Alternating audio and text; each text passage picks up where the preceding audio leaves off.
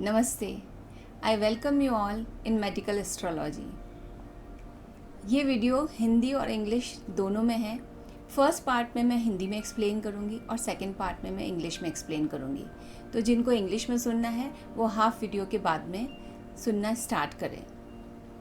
ये वीडियो बहुत ही क्लोज है मेरे हार्ट के, because it is based on moon. Moon is mother. Moon is so very powerful that it can English में आपकी लाइफ में, आपके बर्थ चार्ट में अगर कोई एक चीज़ ऐसी है जो आपके जो सारे राजयोग है उसको भंग कर सकते हैं, या कोई भी योग ऐसा नहीं है लेकिन आपका मून बहुत स्ट्रांग है, तो वो सारी चीज़ें, हेल्थ हो या वेल्थ हो या कोई भी चीज़ जो आप इमेजिन कर सकते हैं वो आपको मिल सकती है। और अगर आपका मून अच्छा नहीं है तो कितने भी बड़े योग हो, कितना भी अच्छा आपका टाइम हो, वो टाइम ऐसे ही निकल जाएगा, लेकिन वो चीज़ें आपको नहीं मिलेंगी। मून आपकी मदर है, मून आपकी सोच है, मून आपकी मन की स्थिति है। इसलिए इसका जो इम्पोर्टेंस है, अगर आप ज्योतिष एस्ट्रोलॉजी नहीं भी समझते हैं लेकिन एक सिंपल अंडरस्टैंडिंग है, यत पिंडे तत् ब्रह्मांडे, यत ब्रह्मांडे तत् पिंडे। जिस तरह की आपकी सोच है, जिस तरह का आपका अंदर का शरीर है, उसी तरह की आपको बाहर आपके चारों तरफ चीज़ें मिलती है। क्योंकि मेरी कम्युनिटी में ज़्यादातर मदर्स हैं, फीमेल हैं, इसलिए ये वीडियो बहुत बहुत इम्पॉर्टेंट है आपको अपनी स्ट्रेंथ जानने के लिए। Being a mother, what changes you can make and what harm you can do in your child's life. तो ये थोड़ी सी अंडरस्टैंडिंग अगर आपको हो अपने पावर के बारे में, कि मेरे जो इमोशंस हैं, जिस तरह की मेरी सोच है, वो मेरे बच्चों के लिए और अपने खुद के लिए क्या हार्म कर सकती है, क्या बेनिफिट कर सकती है। जिस तरह से बर्थ चार्ट का रीडिंग है, आप आपके पेंडिंग कर्मास के अकॉर्डिंग अरेंजमेंट, आपके कुछ प्लैनेटरी पोजीशंस लेके इस लाइफ में आते हो। अगर मुझे एस्ट्रोलॉजी आती है और मैं अगर ये सोचूं कि मुकेश अंबानी के जैसे मुझे वेल्थ मिल सकती है, तो उसके लिए आपके पास्ट लाइफ में उस तरह के कुछ कर्मास होने चाहिए, उस तरह के कुछ प्लैनेटरी पोजीशंस सपोर्टेड होने चाहिए, तब आपको वो योग मिलते हैं। लेकिन मून एक ऐसा कारक है जो अगर स्ट्रांग नहीं है तो आपका अच्छा टाइम चला जाएगा, आपके सारे राजयोग हैं, धन योग हैं, सब भंग हो जाएंगे, लेकिन आपको वो मिलेंगे नहीं। इसलिए मून का इम्पॉर्टेंस आपके चार्ट में सबसे ज़्यादा है। 3 चीज़ें मैंने आपको बताई थी कि अगर आपके लाइफ में कोई प्रॉब्लम आती भी है, अगर आपका असेंडेंट स्ट्रांग है, असेंडेंट लॉर्ड जहाँ पे बैठे हुए हैं वो किसी तरह से अफेक्टेड नहीं है, आपका सन स्ट्रांग है और आपका मून स्ट्रांग है, तो आपके लाइफ में अगर प्रॉब्लम्स आएंगी भी तो वो आसानी से निकल जाएंगी। मून आपके वेल्थ का कारक है, लेकिन हम मेडिकल एस्ट्रोलॉजी में आज बात करेंगे उन प्रॉब्लम्स को जो आप मेंटल लेवल पे, फिजिकल लेवल में देखते हो बिकॉज ऑफ मून। तो सबसे पहले जब हम किसी से बात करते हैं तो बात करने के साथ उस व्यक्ति का मून कैसा है, उनमें जो ठहराव आपको दिखाई देगा, जो बात करने में आपको एक पीस दिखाई देगा, रिफ्लेक्ट होगा, एक ब्लिस उनके पास आपको दिखाई देगा। आप पहचान सकते हैं कि इस पर्सन का मून बहुत अच्छी और स्ट्रांग पोजीशन में है। तो पहले मैं बात करूँगी जो आपको मानसिक परेशानियां आती है या ऐसी डिजीज़ेज़ होती हैं जो आपके माइंड से रिलेटेड है। न्यूरोलॉजिकल डिजीज़ेज़ के बारे में बात नहीं करेंगे बिकॉज उसमें बुध का, मरकरी का बहुत इम्पॉर्टेंट रोल होता है, लेकिन उन डिजीज़ेज़ के बारे में बात करेंगे जो साइकोलॉजिकल है। तो सबसे पहले मैं हाउसेस नहीं बताऊंगी, जैसे 12th हाउस में मून है तो आपको सोने में परेशानी होती है, इस तरह से डिस्क्राइब नहीं करूंगी मैं आपको। मैं जस्ट ये डिजीज़ेस बताऊंगी, आप देखिए और अगर आप रिलेट कर सकते हैं। और ऐसा नहीं, कई बार ऐसा होता है लाइफ में थोड़ा स्ट्रेस हुआ और मून उस समय कंजक्ट हो गया राहु से, या मून उस समय एफ्लिक्टेड हो गया किसी मैलेफिक प्लैनेट के साथ में, तो थोड़े बहुत टाइम पीरियड के लिए आपको स्ट्रेस आ सकता है। बट फिर हम और देखते हैं कि आपका अगर असेंडेंट स्ट्रांग है, आपका गुरु बहुत इम्पॉर्टेंट रोल प्ले करता है आपके मेंटल पीस के लिए, आपके सही गाइडेंस सिस्टम के लिए। तो आप सही कंसल्टेशन लेते हो, सही डॉक्टर के पास जाते हो, तो गुरु का एक बहुत इम्पॉर्टेंट रोल है। अभी हम मेन बात करेंगे कि आपको ये जो सिम्टम्स हैं वो दिखाई देते हैं और लॉन्ग रन में दिखाई देते हैं। तो मेंटल लेवल पे अगर आपको इंसोम्निया का प्रॉब्लम है तो मून के कारण है। अगर आपको कोल्ड एंड कफ लगातार रहता है तो मून का प्रॉब्लम है। एपिलेप्सी की जो प्रॉब्लम होती है वो मून से रिलेटेड होती है।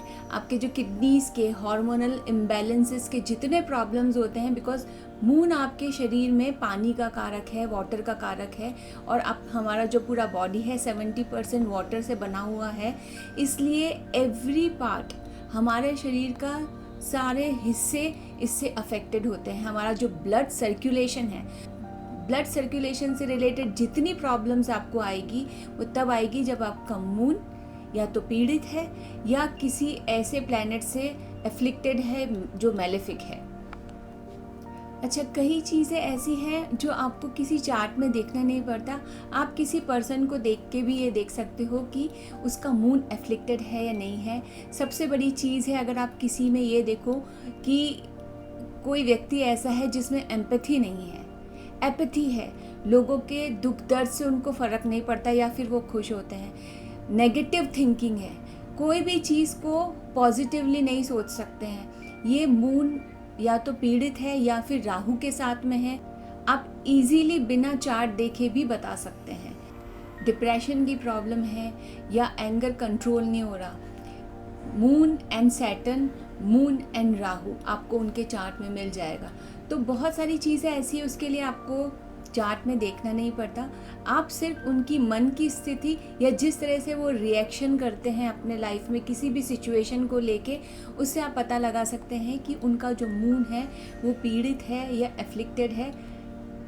कई बार आपने देखा होगा कि लोग कॉन्सेंट्रेट नहीं कर पाते हैं एक चीज़ के ऊपर, बार बार ऐसा लगता है कि ध्यान भटक जाता है, मन नहीं लगता। एक नॉर्मल सी चीज़ बोलते हैं लोग कि मेरा मन नहीं लगता। मन इज़ योर मून।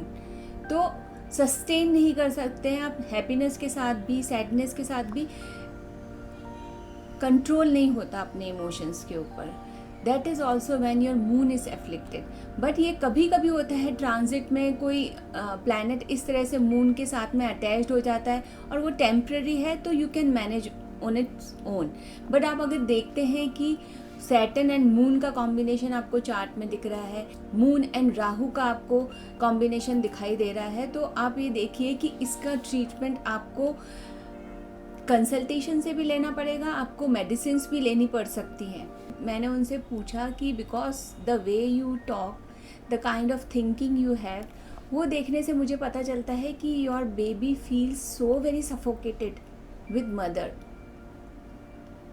और उसकी वजह से उसकी लाइफ में हर चीज़ को लेके बहुत सारी परेशानी आती है। ना वो किसी चीज़ का डिसीजन ले पाते हैं और ना ही लाइफ में कुछ भी चीज़ स्टेबिलिटी के साथ में कर पाते हैं, और एडिक्शन, डिप्रेशन वो उसके साथ में एडेड है।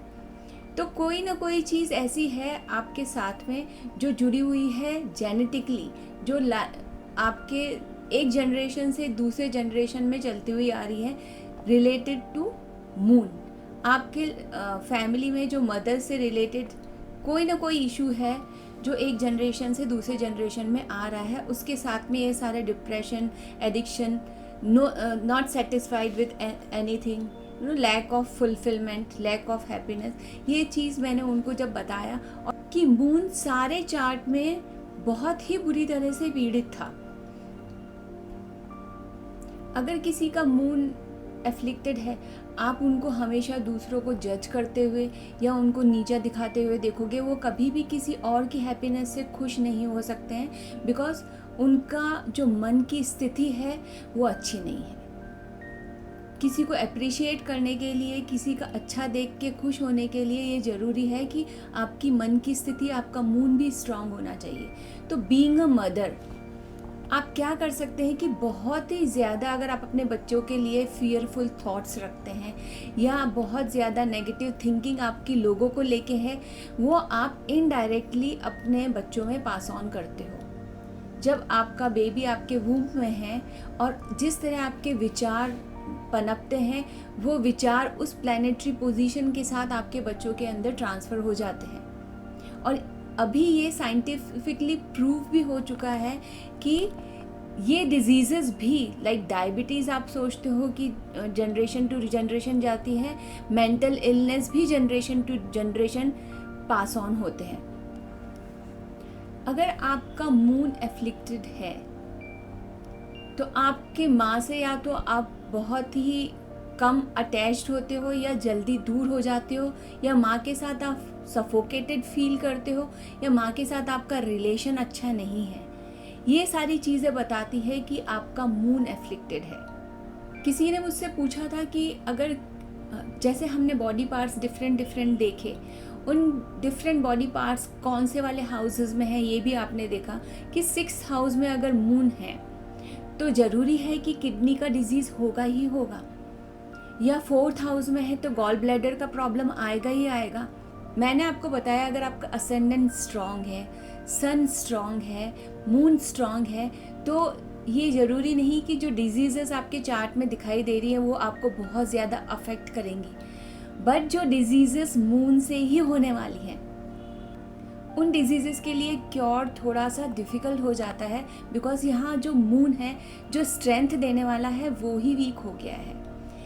जब किसी की डेथ होने वाली होती है तो 4th हाउस जो मदर का होता है वो एक्टिवेट हो जाता है। मून की जो पोजीशन है वो इतनी ख़राब हो जाती है डेथ के टाइम पे कि कोई और प्लैनेट उसको बचा नहीं पाता।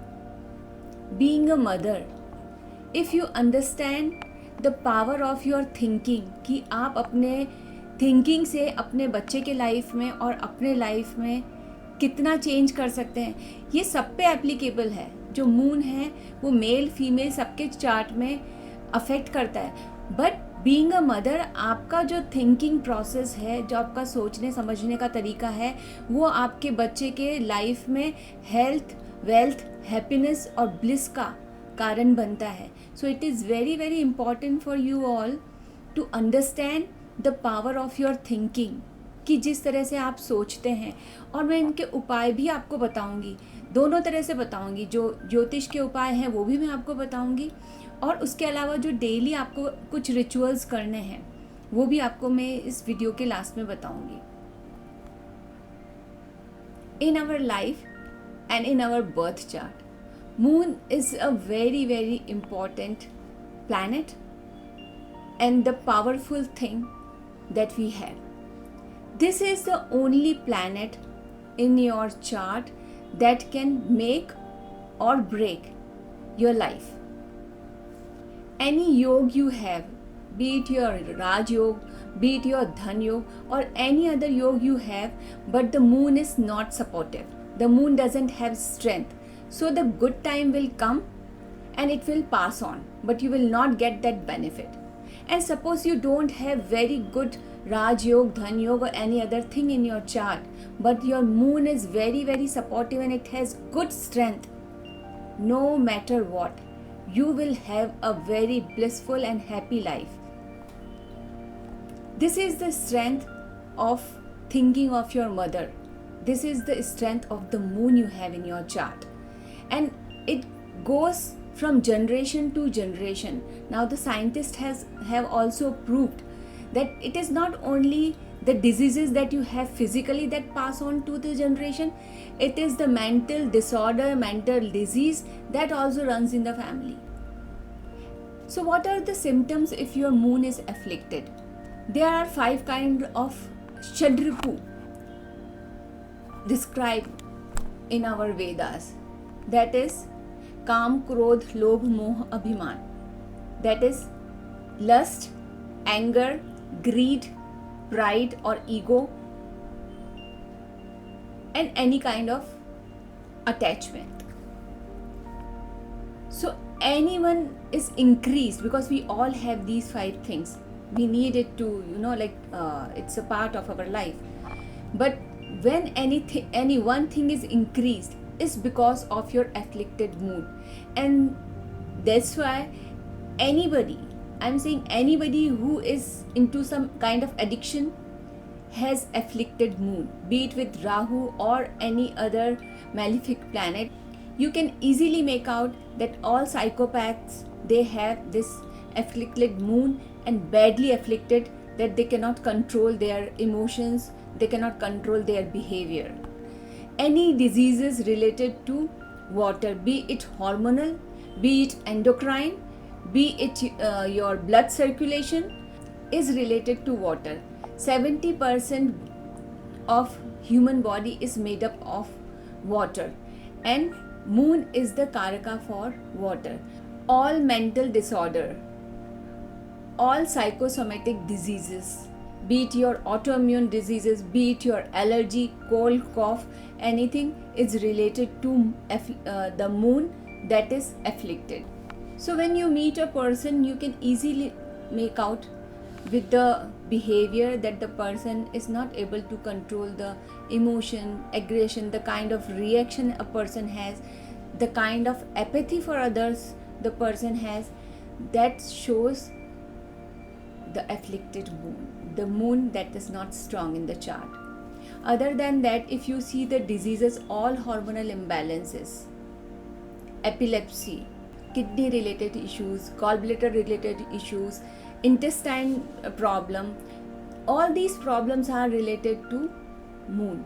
Like I say, if any disease in the 6th house, because 6th house diseases can be cured, 8th house diseases needs remedy, sometimes surgery, sometimes allopathic long treatments, and 12th house diseases can be cured by the counseling. So somebody asked me that if someone has a moon 6th house, so what are the chances, like we can do something about it. So I explained you earlier that any negative thing in your chart can be saved if your ascendant is strong, if your moon is strong, and if your sun is strong. But if your moon is weak, it's very, very difficult to cure that disease, or it will take long time because your moon strength is weak. There is a very common problem nowadays, that is ADHD. And you will not believe, if you check any chart of ADHD child, and there is the moon is afflicted, not only the child's chart, even in the mother's chart, or maybe in the father's chart as well. PCOD, PCO, very common problem. And if you see, there are problems that the moon is afflicted, because moon is the karaka for kapha also. In Ayurveda, any disease, if the kapha is vikrut, it's very, very difficult to treat that disease. If you have problem with acid, if you have pitta prakriti, you can easily manage that disease. But if the kapha is vikrut, or if the vat is vikrut, vat also you can manage, but it will take time. But if anything related to kapha, that is not easily curable. And all the autoimmune diseases, you can see that the problem is with the kapha vikriti. So the people, those who have afflicted moon, jahan moon पीड़ित है, then they will have these kind of problem like sinus, they will have autoimmune diseases, they will have PCOD, they will have ADHD, they will have. If it is not in the transit, sometimes what happens, that the problem is not permanent, it is temporary. So for some time you will feel cold and cough, and it will go. But few people are there, those who have allergy for whole their life. तो अब बात करते हैं remedies की, कि अब ये तो पता चल गया है कि मून एफ्लिक्टेड है, मदर के साथ नहीं बनती है, या मदर का साथ बहुत पहले छूट गया है, या मदर ओवर पॉसेसिव हैं, या मदर बहुत फियरफुल हैं. So any problem you are facing, then there are chances that your moon is afflicted in your chart. So what we can do, there is a very simple remedy, that every day for 10 minutes or so you have to listen to the waterfall music silently. It's not that you have to think about something, that what is going on, there is problem with me. Just listen to the music and let it flow. In Astro Vastu, we give remedies like having a waterfall according to the placement of the moon in your chart, but here I can't give, because where to keep the waterfall, it's very very important, and we have to see the other people's chart as well. So listening to the music of waterfall give your moon a very good strength every day, at least for 10 minutes, and you can increase time after some time, and it will give strength to your moon. Second thing you can do is worshipping Shivalinga on Monday. Monday को अगर आप दूध और पानी शिवलिंग पे चढ़ाते हैं तो ये मून की स्ट्रेंथ के लिए बहुत अच्छा है. So anyone can do it. Many of my clients are from Gulf, and it is not that you do something, that if you have faith, you follow it. It's not about religion. A very very important thing to follow is to have a very good company and a very good counselor. Anything that can support moon is a very good guru in your chart. Guru is your wisdom, your vivek. So having a good guidance, because I told you 12th house moon में अगर आपको कोई भी problem आ रहा है, कोई भी disease उससे रिलेटेड है, डिप्रेशन है, किसी तरह का एडिक्शन है, या नींद आने का प्रॉब्लम है, या नेगेटिव थिंकिंग है, या फियरफुल थिंकिंग है, the best remedy is to have a good guru. Go for walk early in the morning to get that guru strong. Guru is your counseling. So most of the remedies जो 12th house की होती है of counseling. So you have to have a very good company, because when you have weak moon, you get influenced with wrong people. You get influenced or attached with wrong thinking. So it's very very important to have this kind of conversation. Those who are positive, those who think good about the world, and they think that everything is temporary. So the problem is temporary, the happiness is temporary. So but problem ये है कि जिन लोगों का afflicted moon है, they will not listen to this video also, because you are not having the guidance. Your guru is not strong. That's why you are suffering with this moon problem. So if you know someone, you just suggest them, counsel them. If you have strong moon in your chart, but if you counsel people, that is the best thing you can do to improve your health and improve your wealth as well. Not even yours, even your child's life. Go to YouTube video, sit for meditation on the new moon day or the full moon day. Listen to the watery music, and you will feel that there are changes happening in your life, not only in one area, in overall area of your life. Universe is very supportive. Universe bless everyone. It is equally bad and good for everybody. So you don't have to judge कि मेरे साथ गलत हो रहा है या किसी और के साथ गलत हो रहा है. Just have peace with everything. I hope you like this video and it's helpful for your life. Thank you.